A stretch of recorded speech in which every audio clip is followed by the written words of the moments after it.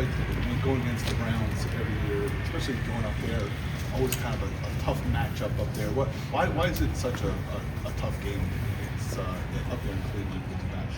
Yeah, I think each and every game throughout the league is a tough game. That's why everyone's in the league, if you ask me. And then I think adding that it's a division rival, and they have a lot of really good players on their team, really good defense. They have a lot of pieces on offense as well. Got a lot of respect. The rookie running back, Judy, 44, 85, a lot of those guys. So got some playmakers, and it's the National Football League. You guys feel like you're starting to hit your stride? A lot of people say it's the opponents that you're beating, that they're not as good as the ones you faced earlier, but it seems like you guys are playing better as a group. At the end of the day, this is America and it's home of freedom of speech, so everyone is entitled to their own opinion. And at the end of the day, our job is to go out and play the best brand of football that we can do, and that's what we're going to do, and that's what we're focused on. Do you have an opinion? I don't care, really. Ron, what's impressed you most about Mike Green since he's really starting to affect the passer? Yeah, I got a lot of respect for Mike Green, man. The way he's come in. Initially, not a lot going on early in the season. Probably wasn't getting the rushes he felt like he needed in a sense like that, but the guy never wavered or anything like that, stayed focused. So got a tremendous amount of respect for him for being a younger guy and not getting sidetracked by things that are out of his control. So got a lot of respect for him, and I know he's just going to continue to grow as a player, and I'm excited to see it. Well, likewise, Teddy alongside him. It looks like from the outside he's now doesn't have to think as much as reacting as playing football. Is that what you're seeing alongside him? Yeah, absolutely. Honestly, moves looking back, I think at like week 2 or whatever, even though the offense is a little different, Cleveland in a sense right now.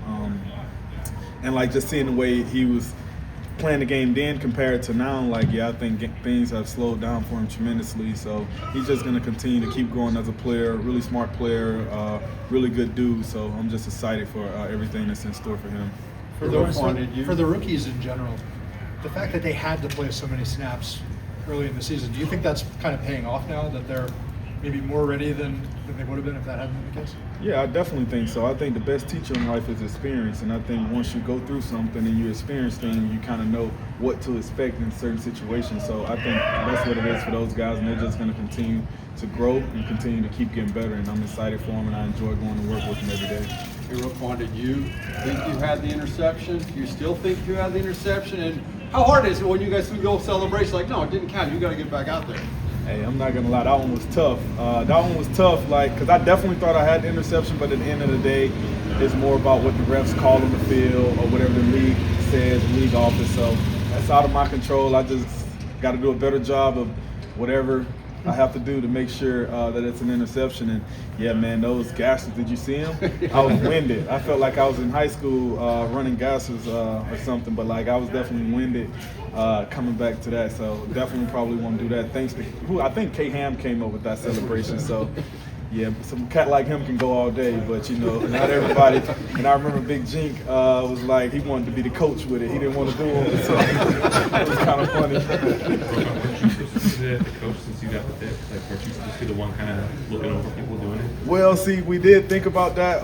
We discussed it, but I was just like, well, we don't need to design one person just needs to be the coach. I was thinking the person to do the interception, but that person can be all wired different. So we just said, hey, we'll just find one person, whoever makes the play, and then everybody will do it. I think Kyle said the other day, it feels like Kyle should have been celebrating on that front. Do you like that's another point to take away the tournament? That's talked about a long season and kind of getting into a rhythm. It's fun to just have those conversations about how you celebrate. Yeah, absolutely. I think it definitely brings a lot of joy, and definitely when you can game plan certain moves and dances, even though I can't dance, as we know, around takeaways and things of that nature. So it's exciting, and then it's more of we got to get better at planning it out. Even Zio reiterated that. So we'll definitely be better with that, and once we get the ball out this week, we'll have some unique stuff for sure. Roquan, I know each game kind of stands on its own, but does what happened in Cleveland last year give you guys any kind of lesson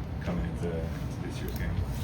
I think the way we started the season offered the biggest lesson of all, and I'm not worried about last year because it's a completely new team, completely new group. We can't focus on last year and what happened last year, because granted, I don't really remember everything from last year anyway, so it's just more about going out and being who we are and knowing that, hey, like always, you're going into someone else's house and you have to take what you want, and I think it's as simple as that. And like, they're not going to give it to you by any means. The International Football League, they get paid a check just like we get paid a check. They have family, kids, and everything to take care of as well, and so do we. So it's about what you're going to do between the lines. And games are not won on paper, they're won between those lines. So that's what it's going to boil down to. Roquan, you touched about Colin.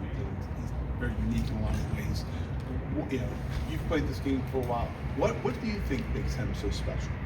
I think just upstairs. I think mentally, man, the guy's like so cerebral. Like he's a very intelligent individual, and then have seen a lot of ball as well. Like as for young as he is, and like just study the game, not like many people. And then I think when you put his God-given ability with that, 6'4", 220, whatever he weighs or whatever like that, and like the way he can move and like put his body in like certain ways, I think it's genetics. Shout out to his mom and pops, like for sure. Like that's something you breed in the lab. So, but yeah, tremendously, he's a good dude as well. So outside of the field, so just being a good person, I think that matters a lot as well. But just happy that I get to go to war with him week in and week out, and I get to call him a teammate.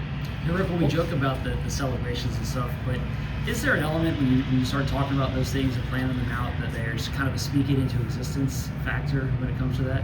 Yeah, I think so. I think psychologically, I think that definitely has to play a part. But it's like, obviously, we're thinking in our head, we're going to get turnover. So that's what we're thinking, and that's what we're going to put in motion. We're going to do everything in our power to make that happen. And like when that time comes, we got to make sure we rejoice it and like have fun with it, because like we know that they don't come all the time, but when they do come, it's crucial. And we know the more that we can get, the better odds we have a chance at winning. And I think that's what it kind of boils down to. You got a little bit of look at Quinshon Judkins week 2. He's much more a future back for them now. What do you see any differences, or what impresses you about him? Yeah, no, got some respect for that guy for sure. Like, yeah, week 2 had a little appetizer of him. He came in late and got some nice yards as well. But like, yeah, seeing him over the course of the last couple of weeks, the guy runs hard, got a nice jump cut, make guys miss, use the stiff arm a lot. So, you know, respect him as a runner, respect him as a player, but at the end of the day, it's about what we do on defense, so respect him. Roquan, we know how much the guys up front tell to you. Travis Jones, has he been playing maybe the best ball of his career over the last few weeks? Have you? Yeah, no, I've got a tremendous amount of respect for Big Trav, really good dude. And then, yeah, the way he's playing right now, man, he's playing to the standard that he needs to play at, and he's going to continue to do that. And I think he knows that as well, and he's just going to continue to keep getting better and being who he is. And I think once he do that, it makes us a better defense overall. And I know he understands the impact that he have on us as a defense as well. So when he plays at a high level, it allows everyone on the D-line to play at a high level as well. Other guys get one-on-ones, and it obviously frees up the backers and everybody else when the offensive line and people have to make sure he's accounted for. Good, thank you, Ron. Thank you.